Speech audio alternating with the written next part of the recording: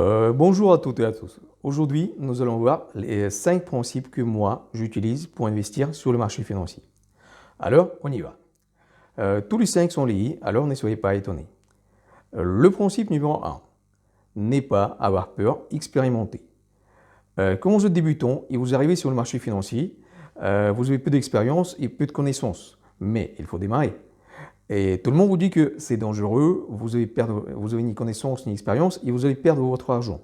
Et c'est vrai. Le plus souvent, ça se passe comme ça. Sauf si le marché il est en phase de croissance. Et dans ces cas, en effet, vous allez commencer à gagner. Mais il ne faut pas en espérer. Néanmoins, il faut apprendre. Et la meilleure solution pour apprendre, c'est pratiquer. C'est pourquoi, moi, à tout mon début, j'ai consacré une partie de mon argent pour les mettre dans les actions. Et ensuite, évidemment, les surveiller. D'ailleurs, même aujourd'hui, je le pratique. Par exemple, je commence à étudier un segment qui est nouveau ou que je ne connais pas. Disons le segment du retail américain. Et je ne maîtrise pas encore bien les sociétés du segment. Oui, j'ai lu et étudié les différents rapports, les informations analytiques, mais je sens que je me suis avancé juste d'un tout petit pas. Et j'ai besoin encore vivre avec ce segment, lire les actualités, le surveiller. Donc, pour commencer le comprendre, ce qui n'est pas le cas aujourd'hui. Si je ne vais pas investir du tout dans les sociétés de ce secteur, le plus probablement, j'aurai moins d'expérience que si j'ai au moins une société dans laquelle j'investis.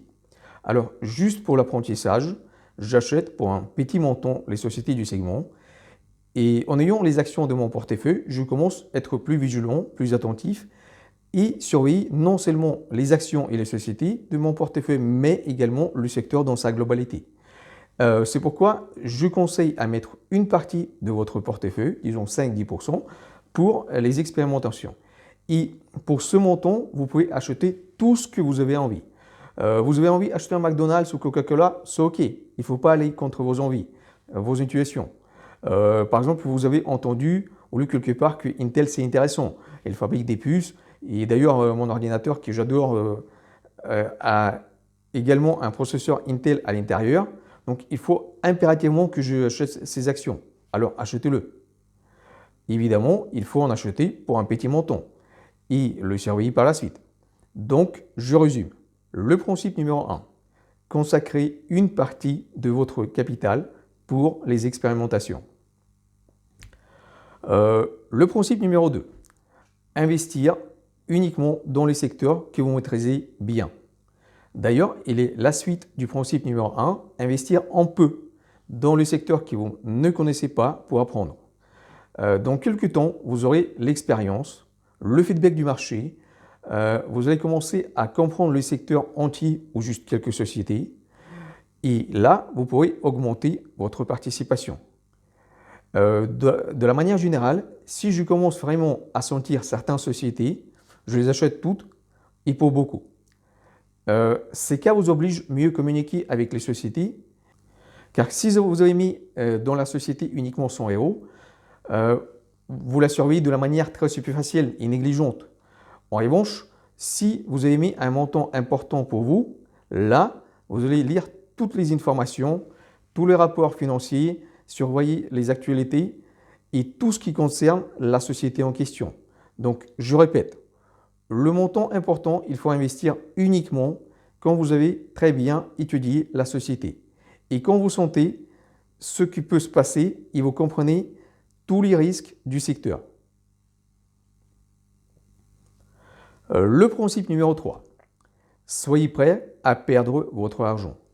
Il ne faut pas attendre que si vous avez pris le chemin d'investissement et vous avez mis votre premier euro, vous aurez tout de suite le bénéfice. J'aimerais bien vous dire tout de suite, préparez-vous à perdre votre argent. Il est sans aucune importance que vous ayez ou n'ayez pas d'expérience. N'importe quel investisseur perd deux fois son argent et c'est normal. Même le célèbre Warren Buffett qui a gagné des milliards et des milliards de dollars, il n'y a pas longtemps, il a perdu quelques milliards dont Kraft Heinz. Et quoi? Il n'a perdu que dans un placement. Donc, dans l'autre, il pourra gagner. Et même si vous venez de commencer et tout le marché baisse, ce n'est pas dramatique. Définissez pour vous juste certains niveaux de risque de perte. Par exemple, moi, si je me dis j'investis certains montants dans les actions, je définis pour moi un risque de 50%. Si vous faites ce type d'approche, tout devient beaucoup plus simple, car le marché ne fait pas uniquement monter, mais il fait également descendre. Il est possible que le cas, quand vous avez juste ouvert la position longue, et au lieu de monter, elle commence à descendre. Ne soyez pas inquiet. Si c'est un investissement expérimental, donc vous avez investi juste un petit montant, donc il n'y a rien à s'inquiéter. Si vous avez investi beaucoup, dans ce cas, selon le principe numéro 2, vous avez dû bien étudier le business de la société en question.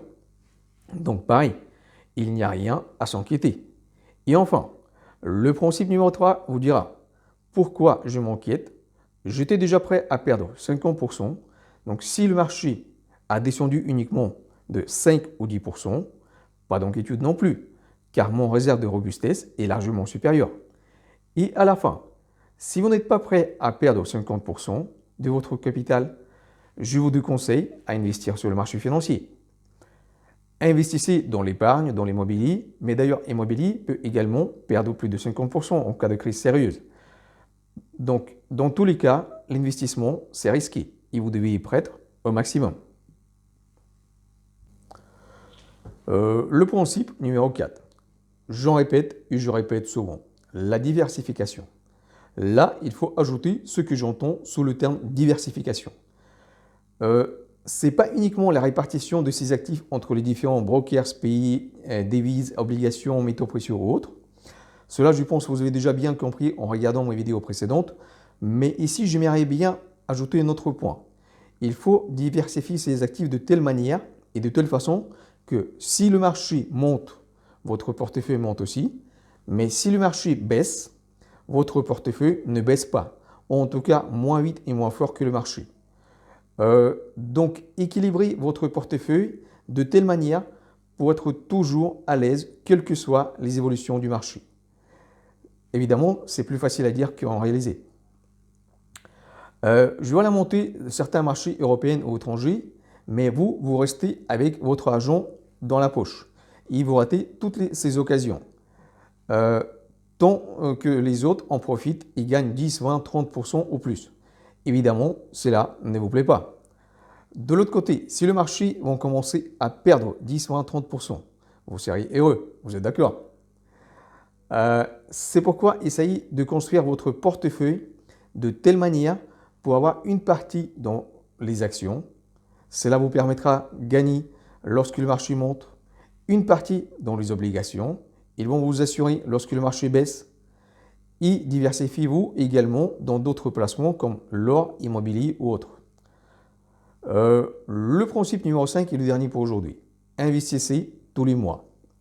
Avant tout, dès que le mois commence, j'essaie d'abord d'investir. C'est-à-dire je remets une partie de mon bénéfice réalisé dans les investissements. Et uniquement après, je dépense mon argent pour la nourriture, les chaussures, le vêtement ou autre. Donc d'abord, je réinvestis. Évidemment, tous les dividendes, les obligations se réinvestissent également. L'objectif, investir au maximum dans votre avenir pour vous assurer votre retraite.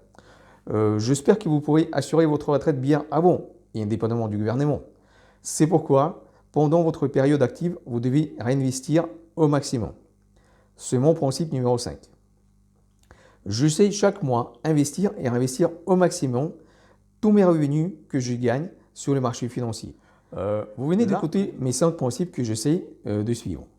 Il y a également les autres, mais ils sont moins importants pour en parler dans le cadre de notre vidéo d'aujourd'hui. N'hésitez pas d'ailleurs à partager vos principes d'investissement également. Vous pouvez les ajouter dans les commentaires pour cette vidéo. Il me serait très intéressant de les lire et je pense non seulement pour moi, mais également pour vous, voir les principes utilisés par d'autres investisseurs. Et je pense dans une des prochaines vidéos, nous ferons une synthèse des principes utilisés par la communauté des investisseurs. Je vous remercie pour votre attention. Abonnez-vous sur notre chaîne. À plus.